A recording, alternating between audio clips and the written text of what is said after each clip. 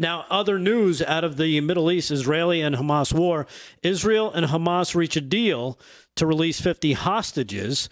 This coming from the Wall Street Journal. Says Israel said it agreed to a deal. This is at 8:34, so it just happened about 8-10 minutes ago. Deal with Hamas to release 50 civilian hostages held by militants in Gaza in return for the release of Palestinian prisoners from Israeli jails, and a series of pauses, time to reload, in the fighting.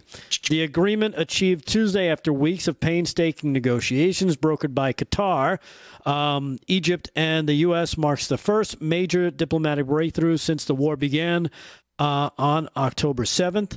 It also says here, as part of the deal, Israel and Hamas agreed to pause the fighting for 4 or more days, while Israel will also allow additional deliveries of aid, you know, I need help with this gun. It doesn't have enough bullets in it.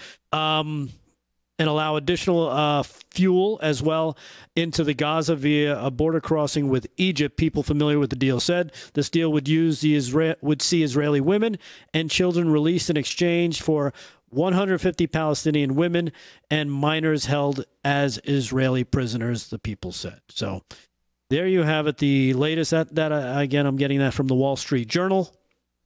It's a horrific situation when you have Hamas using people as human shields, operating out of hospitals, and then to have, and especially we're talking about the people protesting, they're using this moral equivalency, and they're attacking Israel for having to strategically go into these facilities and rescue hostages and get things out.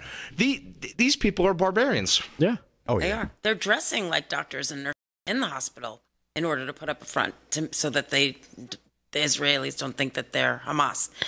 It's terrible. You think about three prisoners being held in Israel jails for one hostage. The hostages did nothing wrong, and you have Israelis that are holding Palestinians in Israeli jails. It's crazy. Yeah. 3 criminals for one innocent person. Right. It's not right. Supposedly it's going to be women and children, women and minors, but, you know, let's face it. In jail in Israel, right? These seem to be these hostage deals that Joe Biden seems to get his fingers in. They always seem to work out for the bad guys. You know, here's a hostage for a hostage and $1 billion. Right. Well, that's their foreign policy. We started from we do not negotiate with terrorists, and notice how many fewer hostages were taken under that policy, to the Obama-Biden policy of, you know, if you take our people hostage, you can negotiate, we'll hand over. If you take our basketball players and things of that nature, you know, of course we'll deal with you. Right. Crazy.